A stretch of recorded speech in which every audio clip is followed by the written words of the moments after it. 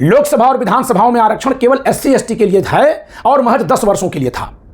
यह 10 वर्ष 7 बार बढ़ा करके 80 वर्ष किया जा चुका है। 7 बार संशोधन हुआ है, जिसमें 5 बार कांग्रेस सरकार, 2 बार बीजेपी सरकार ने संशोधन किया है। और ये दोनों ही सवर्णों की पार्टियां आपने लिखी है अनुज कुमार जी।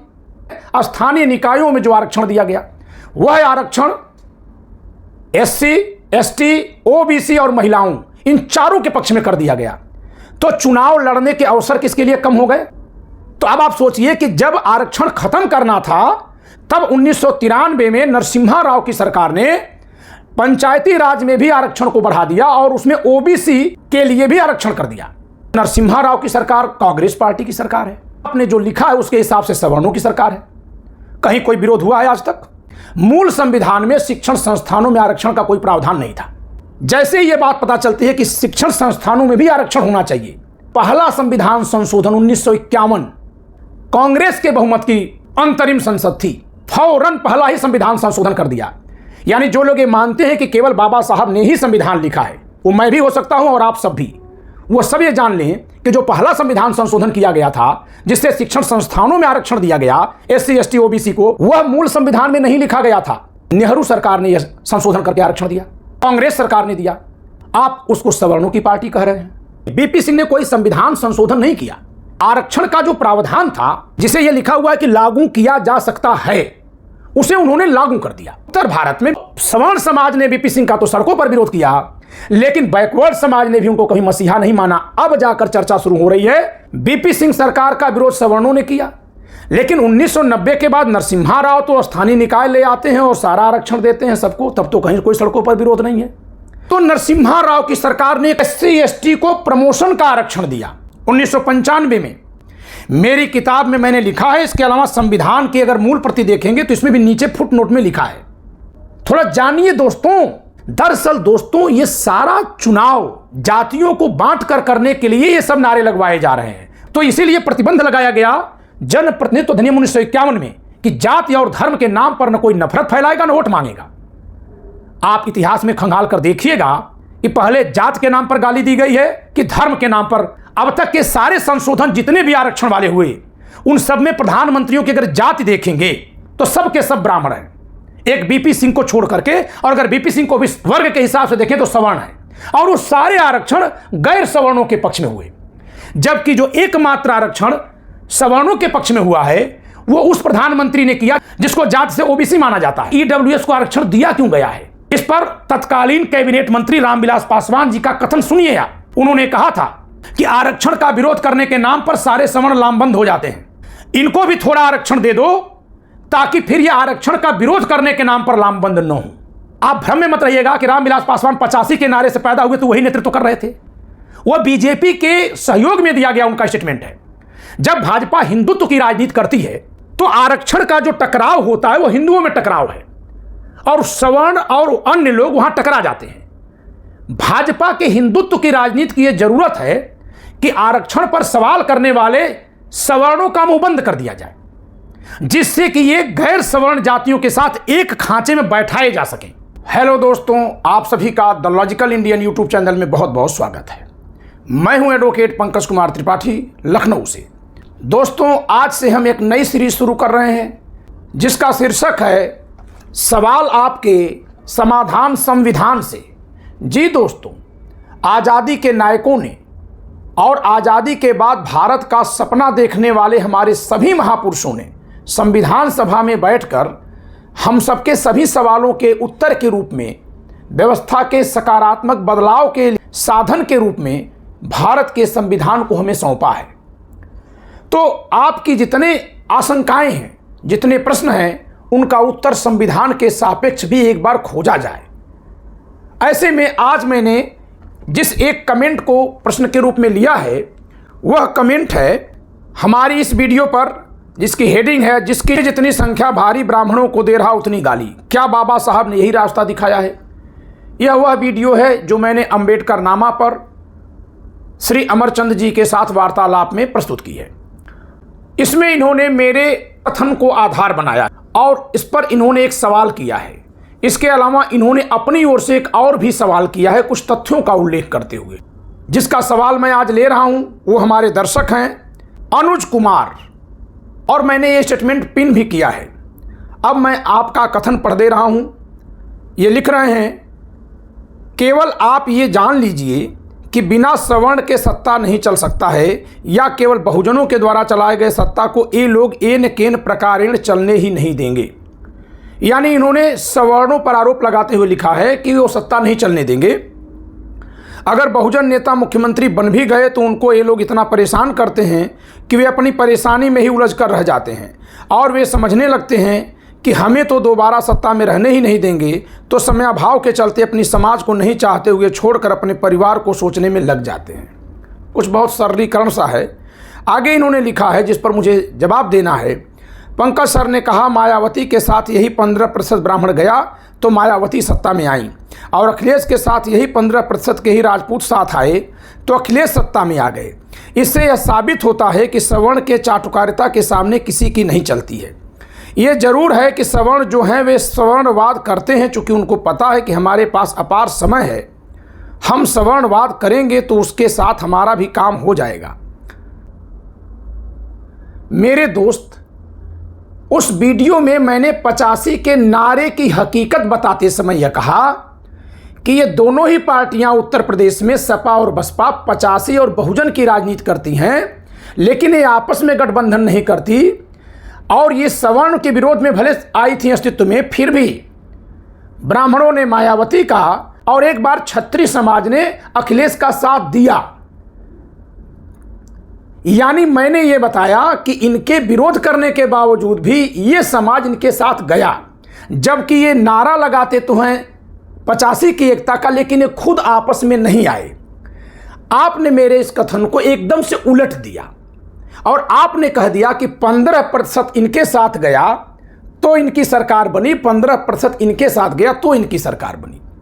तो एकदम मैं आपको स्पष्ट कर दूं कि 15% की कोई ऐसी राजनीति देश में इस समय नहीं है कि वो कहीं एक जगह बैठकर कोई फैसला ले रहे हों। अगर वो लेते तो उत्तर प्रदेश में जब ब्राह्मण बसपा के साथ गया, उस समय उत्तर प्रदेश का क्षत्रिय समाज बसपा से बहुत नाराज था, और अभी भी बसपा के साथ क्षत्रिय समाज नहीं जुड़ता है।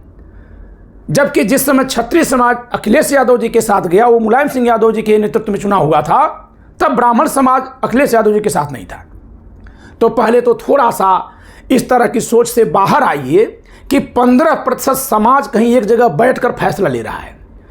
15% का तो कोई नारा भी कहीं नहीं लगाया जाता, ये 85% वाले ही 15% का नारा लगाते हैं।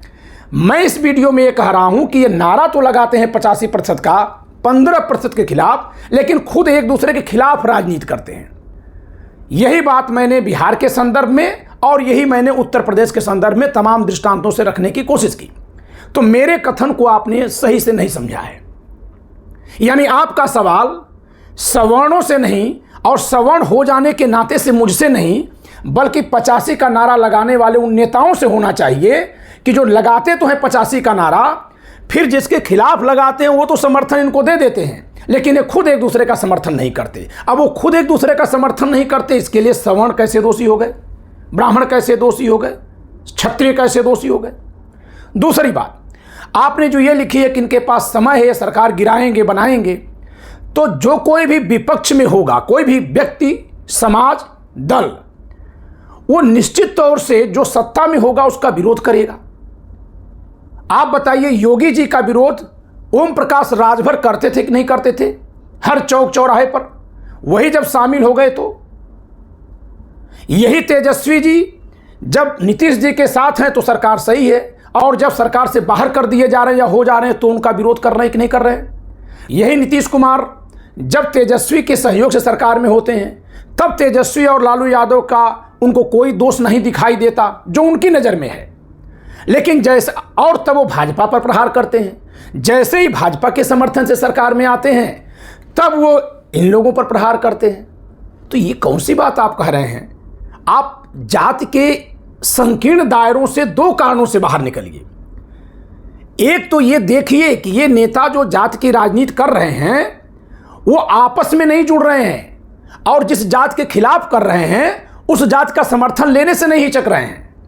तो जनता को मैं ये समझा रहा हूं कि आप जानिए कि राजनीतिक जो हैं वो समाज में केवल वोट बैंक बनाने के लिए सब बातें करते हैं, सत्ता चलाने के लिए ये सबसे हाथ मिला लेते हैं। उनके में आपस में ऐसी कोई नफरत नहीं है, मैं ये दिखाने की कोशिश कर रहा था। ऐसा कुछ नहीं है कि 15% सवर्णों की चाटुकारिता करनी है, ऐसा तो हमें कहीं नहीं दिख रहा है। खैर, आपका अगला सवाल है जो संविधान से जुड़ता है। आप आगे लिखते हैं कि इसका उदाहरण है EWS, जिसका विरोध किसी बहुजन नेता नहीं, बहुजन जनता ने नहीं किया और न ही बहुजन पार्टी ने सरकार से अपना समर्थन वापस लिया, लेकिन माननीय VP सिंह की सरकार ने मंडल कमीशन लागू हुआ तो सवर्ण पार्टी सरकार से तुरंत समर्थन वापस लेकर सरकार गिरा दिया और सवर्ण जनता भी सड़क पर उतरे, आंदोलन करने लगे। थोड़ा सा इसमें भी तथ्य जानिए। खुद VP सिंह क्या हैं? वह भी तो सवर्ण है, और जब उनकी सरकार गिर जाती है तो मुलायम सिंह यादव जी, नीतीश कुमार जी, लालू प्रसाद यादव जी, ये चारों के चारों नेता उनकी पार्टी से छोड़ करके अपनी अलग अलग पार्टी बना लेते हैं। तो ये कौन लोग थे जो VP सिंह को अकेला छोड़ दिए? रामविलास पासवान जी उनका साथ छोड़ दिए। इसीलिए मैं कहता हूं कि आप लोग सारी बातें जाति के हिसाब से सोच रहे हैं। और VP सिंह की सरकार ने जब आरक्षण लागू किया, विरोध हुआ है। आरक्षण के कितनी बार संशोधन से प्रावधान हुए तब ये भी आपको जानना पड़ेगा। चलिए आगे इस पर हम तथ्यात्मक चर्चा करते हैं। आपका पूरा वाक्य हम पढ़ लें फिर।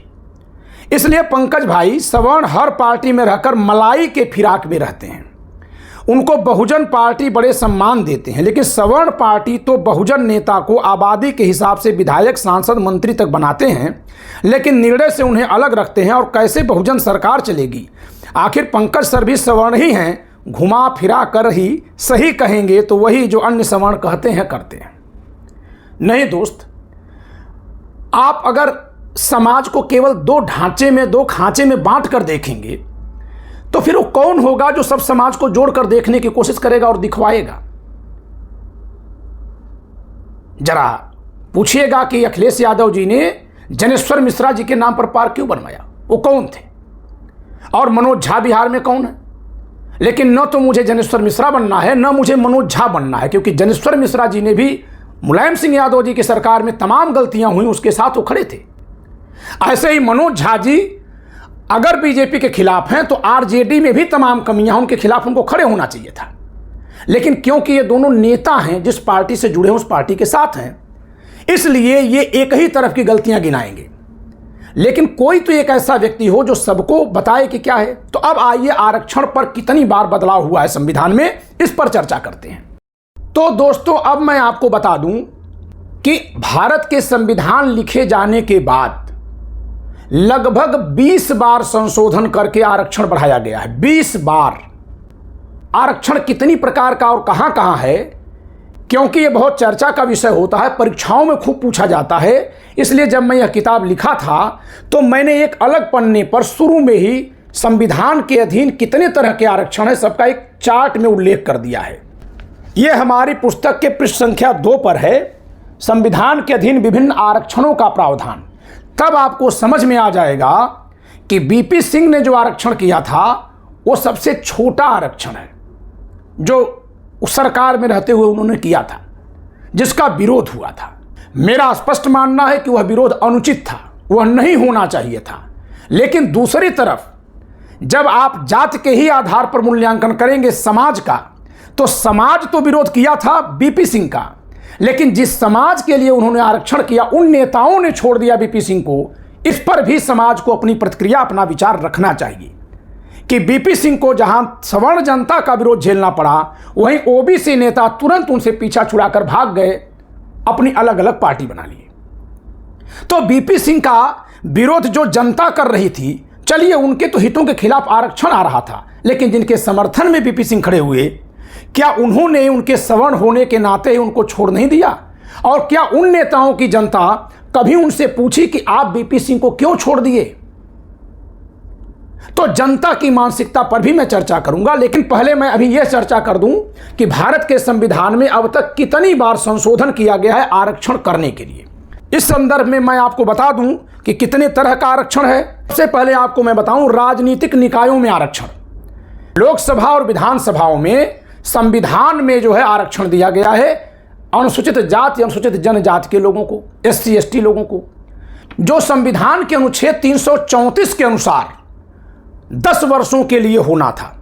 और एक बात और बता दें कि जब ये पूना पैक्ट गांधी जी और बाबा साहब के बीच में जो हुआ था, उसके माध्यम से आरक्षण दिया गया था, उस समय भी वो 10 वर्ष के लिए ही दिया गया था। फिर जब संविधान निर्माण हुआ तो फिर से उस आरक्षण को लिया गया और अगले 10 वर्ष के लिए लिखा गया। यानी 1960 तक के लिए SC ST की सीट लोकसभा और विधानसभा में आरक्षित करने का संविधान में प्रावधान था। और यही एकमात्र आरक्षण है जिसकी समय सीमा लिखी थी। मैं यह भी जनता को स्पष्ट कर दूं कि हम सब संविधान को समझें तटस्थ भाव से, अपनी अपनी जातियों के आईने से मत देखें। यानी कि उसको अगर बढ़ाया गया तो गैर SC ST समुदाय को कोई हक नहीं है कि SC ST समुदाय के किसी व्यक्ति से सवाल पूछे कि क्यों बढ़ाया गया, क्यों बढ़ाया गया। अरे बढ़ाने वाली तो संसद है ना, तो सवाल तो नेताओं से बनेगा अगर आपका सवाल है तो। ऐसे ही SC ST समाज के लोग सवर्णों से या OBC से सवाल न करें कि और ज़्यादा क्यों नहीं दिया गया। सवाल संविधान से, ये हमारा गार्जियन है, ये कैसे बना चला इस पर बात करते हैं। तो राजनीतिक निकायों में जो आरक्षण है वो 2 जगह पर है, एक तो लोकसभा और विधानसभाओं में, दूसरा पंचायती राज में, जो ग्राम पंचायत, क्षेत्र पंचायत, जिला पंचायत और शहरों में जो शहरी निकाय हैं, टाउन एरिया, नगर पालिका, नगर निगम, इनमें आरक्षण है। लोकसभा और विधानसभाओं में आरक्षण केवल SC ST के लिए है और महज 10 वर्षों के लिए था। यह 10 वर्ष 7 बार बढ़ा करके 80 वर्ष किया जा चुका है। 7 बार संशोधन हुआ है, जिसमें 5 बार कांग्रेस सरकार, 2 बार BJP सरकार ने संशोधन किया है। और ये दोनों ही सवर्णों की पार्टियां आपने लिखी है, अनुज कुमार जी। संविधान संशोधन किया, संविधान संशोधन करने के लिए संसद के 2/3 सदस्यों की जरूरत पड़ती है, दोनों सदनों की। यानी इन पार्टियों ने जब किया होगा तो अगर इनके पास खुद का 2/3 बहुमत था तब तो अपने दम पर कर ली हैं, अन्यथा दूसरे दलों के सहयोग से किया होगा। तो अब मैं इस संदर्भ में एक और राजनीतिक तथ्य बता दूं कि यह जितनी बार बढ़ाया गया है, हर बार संपूर्ण संसद ने ध्वनि मत से पारित किया है। अब आप बताइए कौन सवर्ण की पार्टी है। चलिए, यह तो हो गई लोकसभा और विधानसभाओं में अनुसूचित जाति अनुसूचित जनजाति के सदस्यों के लिए आरक्षण को समय समय पर बढ़ाने वाली बात, जो 7 बार संशोधन हुआ है। अब आते हैं स्थानीय निकायों में जो आरक्षण दिया गया, वह है आरक्षण SC ST OBC और महिलाओं, इन चारों के पक्ष में कर दिया गया। तो चुनाव लड़ने के अवसर किसके लिए कम हो गए। जिस लोकतांत्रिक देश में चाहे पंकज त्रिपाठी हो, चाहे पंकज सिंह हो, चाहे पंकज यादव हो, चाहे पंकज चौरसिया हो, चाहे पंकज चमार, मैं कहूंगा उसको बुरा मत मानिए, चाहे पंकज चमार हो, सभी जातियों का आदर करिए। जो जिसका नाम हो वही से आदर करिए। जब हम लोग खत्म नहीं कर सकते तो आदर करिए। चाहे पंकज पासवान हो, हम अपने गांव की बेहतरी के लिए चुनाव लड़ेंगे, लेकिन मुझे रोक दिया जाएगा, मैं नहीं लड़ पाऊंगा चुनाव। मैं अपने गांव की बेहतरी के लिए काम करने वाला हूं, लोग मुझे लाइक करते हैं, लेकिन आरक्षण का जो प्रावधान है उससे मुझे रोक दिया गया चुनाव लड़ने से। अपने ही देश में मैं चुनाव नहीं लड़ सकता, जबकि वो कॉपी कोई एग्जामिनर नहीं जांचेगा जिस पर आरोप लग जाता है, वो कॉपी वो जनता ही जांचेगी। हो सकता है कि उस गांव की जनता अपने प्रतिनिधि के रूप में मुझे चुनना चाहे, लेकिन आपने पंकज त्रिपाठी को रोका है। तो अब आप सोचिए कि जब आरक्षण खत्म करना था तब 1993 में नरसिम्हा राव की सरकार ने पंचायती राज में भी आरक्षण को बढ़ा दिया और उसमें OBC के लिए भी आरक्षण कर दिया। तो नरसिम्हा राव की सरकार कांग्रेस पार्टी की सरकार है, आपने जो लिखा है उसके हिसाब से सवर्णों की सरकार है। कहीं कोई विरोध हुआ है आज तक। अब चलिए आप शिक्षण संस्थानों में आरक्षण की बात कर लेते हैं। राजनीतिक निकायों का आरक्षण मैंने बता दिया आपको। अब शिक्षण संस्थानों में आरक्षण की बात करते हैं। मूल संविधान में शिक्षण संस्थानों में आरक्षण का कोई प्रावधान नहीं था। जैसे ही संविधान लागू हुआ, अभी लोकसभा का चुनाव नहीं हुआ था, शिक्षण संस्था में आरक्षण का दावा किसी ने किया, सुप्रीम कोर्ट ने उसे खारिज किया, यह कहते हुए कि यह प्रावधान नहीं है। जैसे ही ये बात पता चलती है कि शिक्षण संस्थानों में भी आरक्षण होना चाहिए, फौरन पहला संविधान संशोधन 1951 कांग्रेस के बहुमत की अंतरिम संसद थी जो संविधान सभा के रूप में भी काम कर रही थी, फौरन पहला ही संविधान संशोधन कर दिया। यानी जो लोग ये मानते हैं कि केवल बाबा साहब ने ही संविधान लिखा है, वो मैं भी हो सकता हूं और आप सब भी, वो सब ये जान लें कि जो पहला संविधान संशोधन किया गया था जिससे शिक्षण संस्थानों में आरक्षण दिया गया SC ST OBC को पिछड़ा वर्ग कह करके, जिसमें महिलाओं को भी दिया जा सकता है, वह मूल संविधान में नहीं लिखा गया था। नेहरू सरकार ने यह संशोधन करके आरक्षण दिया, कांग्रेस सरकार ने दिया। आप उसको सवर्णों की पार्टी कह रहे हैं। चलिए आगे चलते हैं। फिर इसके बाद जब BP सिंह ने आरक्षण दिया 1990 में, BP सिंह ने कोई संविधान संशोधन नहीं किया। आरक्षण का जो प्रावधान था जिसे यह लिखा हुआ है कि लागू किया जा सकता है, उसे उन्होंने लागू कर दिया, जिसका कि सवर्ण समाज ने उस समय उत्तर भारत में विरोध किया था। वह विरोध वास्तविक था कि राजनीतिज्ञों के उकसाने पर था कि सरकार को गिराने के लिए था, यह नहीं कहा जा सकता। लेकिन फिर से वहां मैं जातिगत समीकरणों को ले आऊंगा कि अगर BP सिंह के द्वारा वह करने पर BJP ने समर्थन वापस लिया तो OBC लोग BJP के तो साथ हैं, और OBC के जो नेता थे उस समय BP सिंह के नीचे जो थे, वो साल भर के भीतर सबके सब ने BP सिंह को छोड़ दिया था। तो सवर्ण समाज ने BP सिंह का तो सड़कों पर विरोध किया, लेकिन बैकवर्ड समाज ने भी उनको कभी मसीहा नहीं माना। अब जाकर चर्चा शुरू हो रही है। वह भी मैंने BP सिंह के महत्व पर कई वीडियो बनाई है कि क्यों नहीं इनके महत्व को रेखांकित किया जा रहा है, जिससे कि किसी एक समाज का व्यक्ति दूसरे समाज के लिए जब काम करे तो उसके लिए उसको प्रोत्साहन मिल सके। दोस्तों, नरसिम्हा राव की सरकार ने एक और बहुत बड़ा संशोधन किया नौकरियों के संबंध में। इन्होंने SC ST को प्रमोशन का आरक्षण दिया। जी हां, SC ST समाज के लिए प्रमोशन में आरक्षण दिया। अनुच्छेद 16(4) को 1995 में मेरी किताब में मैंने लिखा है। इसके अलावा संविधान की अगर मूल प्रति देखेंगे तो इसमें भी नीचे फुटनोट में लिखा है। ये सब सवर्णों की पार्टियां थी ना अनुज।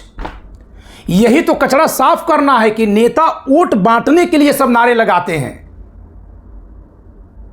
और फिर जब आप किसी भी योगदान को नहीं मानेंगे तो कोई दूसरे के लिए कैसे योगदान करेगा। आगे थोड़ा चलिए। प्रमोशन में आरक्षण कौन दे रहा है? नरसिम्हा राव की सरकार, कांग्रेस की सरकार। लेकिन फिर से मैं साफ कर दूं, ध्वनि मत से पारित हुआ है। सभी दलों ने समर्थन किया था, सभी दलों ने। कब? 1995 में। अब अटल बिहारी वाजपेयी सरकार पर आइए आगे।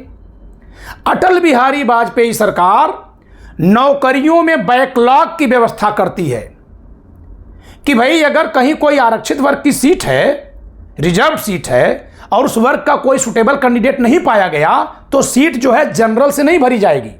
आज न जाने ये OBC प्रधानमंत्री मोदी जी कैसे कर ले रहे हैं। संविधान के अनुच्छेद 16(4) ख में सीधे सीधे मनाही है कि जो वैकेंसी रिजर्व है वो आगे बैकलॉग के रूप में आएगी, लेकिन वो अदर कैटेगरी के पर्सन से नहीं भरी जाएगी। ये आरक्षण कौन दिया? अटल बिहारी वाजपेयी सरकार। कब दिया? ये दिया है 2000 में, 81वां संविधान संशोधन सन 2000। मेरी किताब के पृष्ठ संख्या 31 पर जो चार्ट मैंने बनाया है यहां पे आप लोग देख लीजिएगा। अब तो मैं सरकारों का भी नाम बगल में लिखूंगा ताकि लोगों के दिमाग से ये जो जाति के आधार पर केवल सोचने की एक भावना आ गई है उसको हटाया जा सके। फिर आइए, उन्होंने एक और बहुत बड़ा बदलाव कर दिया और इसका विरोध हुआ। SC ST समाज को सरकारी नौकरियों में जो प्रमोशन की व्यवस्था नरसिम्हा राव जी ने 1995 में अनुच्छेद 16(4) को जोड़कर की थी, उस 16(4) को में अटल बिहारी वाजपेयी ने संशोधन किया, और संशोधन करके इन्होंने कह दिया प्रमोशन विद सीनियरिटी। निजी तौर से मैं इसको अतार्किक मानता हूं, क्योंकि फिर यह प्रशासनिक व्यवस्था को खराब कर देगा, अनुशासन नहीं बन पाएगा। और यही कारण है कि यह प्रमोशन विद सीनियरिटी का जो आरक्षण था, पूरे भारत में केवल मायावती जी की सरकार को छोड़कर किसी और सरकार ने आज तक लागू नहीं किया। और मायावती जी की सरकार अगर 2007 से 2012 तक थी और लागू कर पाई तो समर्थन में उनके ब्राह्मण थे, अभी हमने बताया था, आप उसी पर बात किए थे।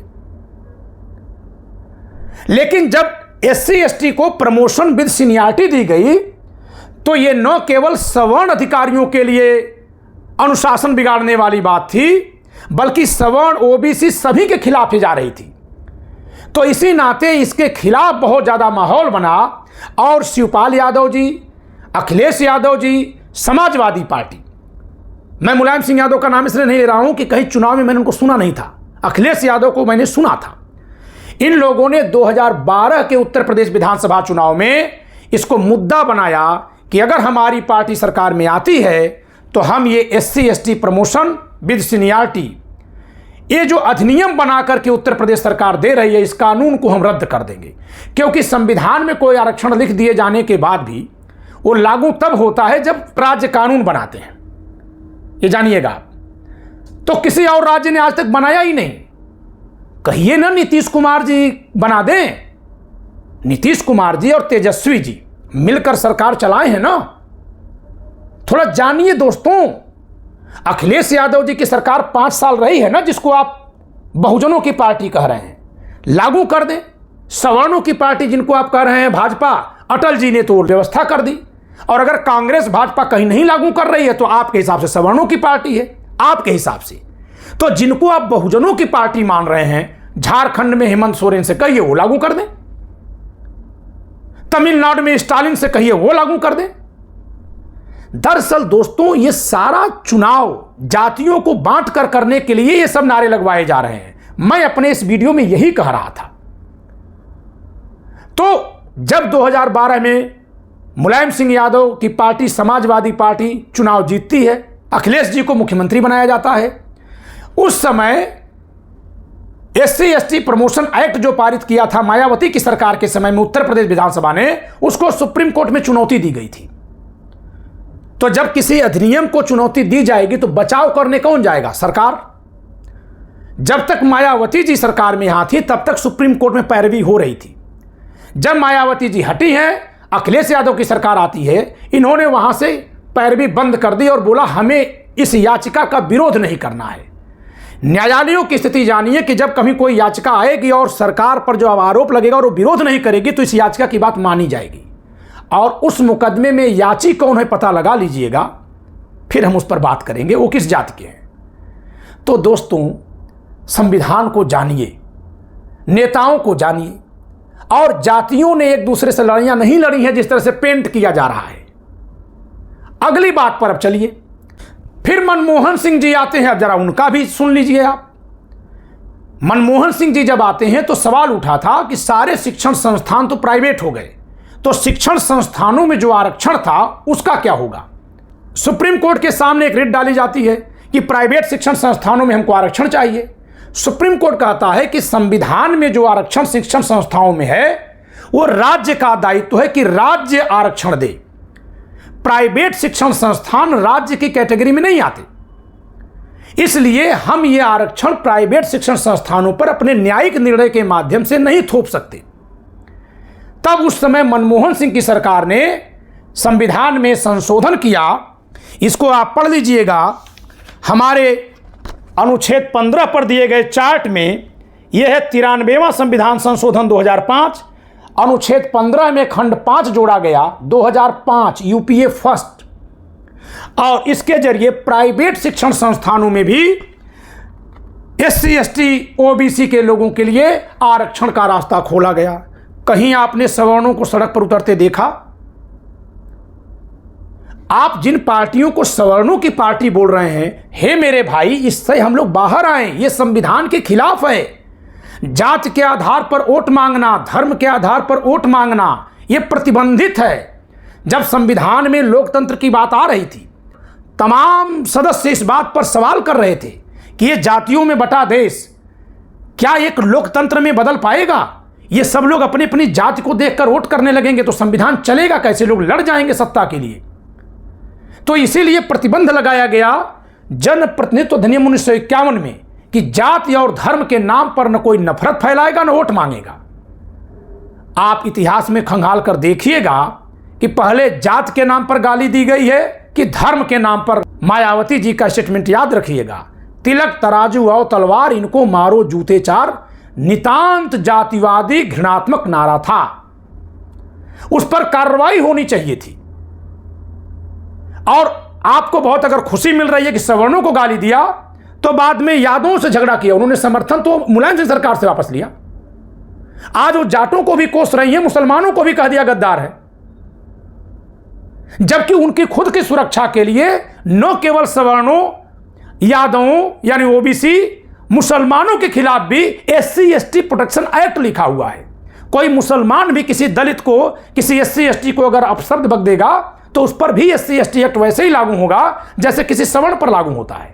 यानी जिस समाज के लोगों के लिए संसद ने एससी एसटी एक्ट बना करके यह लिखवाया कि भाई अगर हमारे में से कोई इनको गाली देगा, क्यों? क्योंकि जब संसद में जाएंगे तो एससी एसटी के पक्ष में अगर कोई कानून बना तो बहुमत में एससी एसटी कभी नहीं होंगे, क्योंकि पूरी संसद की जब बात करेंगे तो ओबीसी, सवर्ण और मुस्लिम तीनों को जोड़ लीजिए आप, अल्पसंख्यक, तो ये मिलाकर के बहुमत में होंगे। इन्हीं लोगों ने एक कानून बनाया एससी एसटी एक्ट कि इनको अगर कोई गाली देगा, जाति सूचक शब्दों से संबोधित करेगा, इनके कार्य पेशे को गाली देगा तो वो जेल में जाएगा। एससी एसटी एक्ट बना, लेकिन उस एक्ट का संरक्षण जिनको मिला उन्होंने कभी जनता को नहीं बताया कि किस सरकार ने दिया। राजीव गांधी सरकार ने दिया। और इसके लिए माई साहब सविता अंबेडकर जी राजीव गांधी से मिली थी। उन्होंने तमिलनाडु के कांचीपुरम में एक घटना घटी थी, बड़ी गंदी घटना थी। जिन लोगों ने किया उनको जितना कोसा जाए, जितना उनको लांछित किया जाए वो कम होगा। उन्होंने मल मूत्र डाला था कुओं में, उसको रोकने के लिए कानून बना। तो क्या वो गंदगी जो किसी समाज ने की थी उसी समाज के दूसरे लोगों ने रोकने के लिए प्रयास नहीं किया? तो क्या हमारा समाज मिलकर काम नहीं करता है?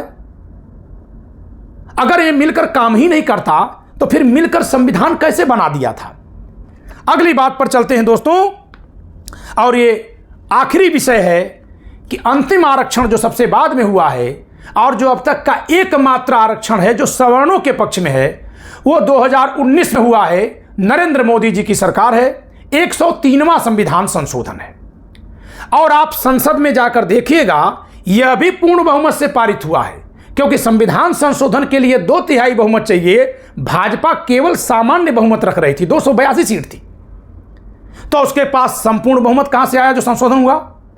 और अब तक के सारे संशोधन जितने भी आरक्षण वाले हुए, उन सब में प्रधानमंत्रियों की अगर जाति देखेंगे तो सब के सब ब्राह्मण हैं, एक बीपी सिंह को छोड़ करके। और अगर बीपी सिंह को भी वर्ग के हिसाब से देखें तो सवर्ण है। और वो सारे आरक्षण गैर सवर्णों के पक्ष में हुए, जबकि जो एकमात्र आरक्षण सवर्णों के पक्ष में हुआ है वो उस प्रधानमंत्री ने किया जिसको जाति से ओबीसी माना जाता है। तो अगर हम इस तरह से देखें तो दोनों समाज एक दूसरे के लिए कर रहा है। अब आप सवाल हमसे कर रहे हैं कि ईडब्ल्यूएस उचित है कि अनुचित है, तो आप ये सवाल मुझसे इसलिए कर रहे हैं क्योंकि मेरी जाति ब्राह्मण है और यही मैं रोकना चाहता हूं। ये सवाल आप रामविलास पासवान की पार्टी चिराग पासवान से करिए, क्योंकि उनकी पार्टी ने समर्थन किया था।